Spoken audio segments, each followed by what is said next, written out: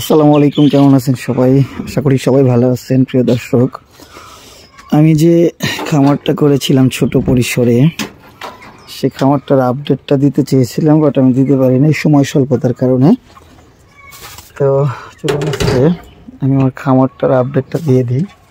তো এর আগে আমি বলেছিলাম যে আমার সেট আপগুলো দেখাইছিলাম, আর এখানে মুরগি এবং কবুতর একই সাথে পালন করা যায় কি না এই বিষয়ে বলেছিলাম। অনেকেই কমেন্ট করেছিলেন, জানিয়েছিলেন যে করা যায়। হ্যাঁ, তো আমার আপডেটটা হচ্ছে যে হ্যাঁ, মুরগি এবং কবুতর একই সঙ্গে পালন করা যায়।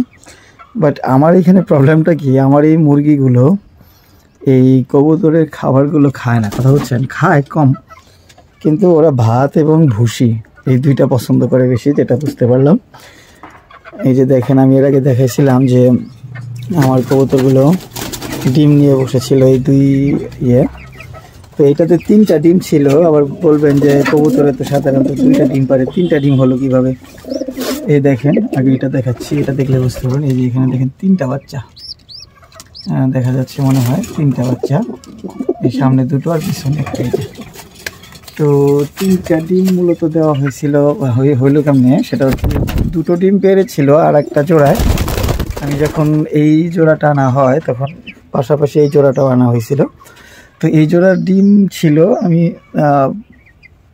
এই ডিমগুলো আমি আর একটা কবুতরে থেকে কালেকশন করে এটাতে একটা ডিম, ওটাতে একটা এক্সট্রা ডিম দিয়ে দিয়েছিলাম, যার কারণে মূলত বাচ্চা 3টা, মানে এটাতে 2টা ডিম পেরেছিল আর একটা ডিম আমি এক্সট্রা অন্য জোড়ায় থেকে নিয়ে দিয়েছিলাম। আর এটাতে দেখেন, এটা হচ্ছে যে একটা বাচ্চা ফুটছিল 3টাই, বাট এখানে আমার এই কবুতরটা হচ্ছে পায়রি মেল বলে।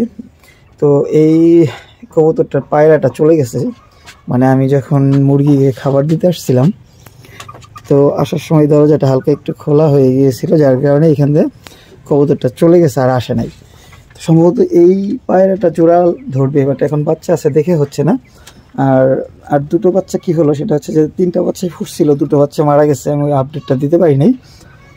একটি বাচ্চা এখন আছে আর 2টো বাচ্চা মারা গেছে। হয়তো বা মায়ে এই ফিমেল কবুতরটা হয়তো একা একা খাবার দেওয়াটা খুবই কষ্টকর হয়েছিল, যার কারণে হয়তো বা খাবার না পেয়ে মারা গেছে। এখন আমার টোটাল 4 জোড়ায় কবুতর আছে। এই যে দেখতে পাচ্ছেন যে এখানে একটা, এই খোপেও একটা ডিম নিয়ে বসে আছে। আর মুরগিগুলো মাশাআল্লাহ ভালোই বড় হয়েছে। এর আগের ভিডিওতে যারা দেখছেন তারা বলতে পারবেন ভালোই আপডেট হচ্ছে।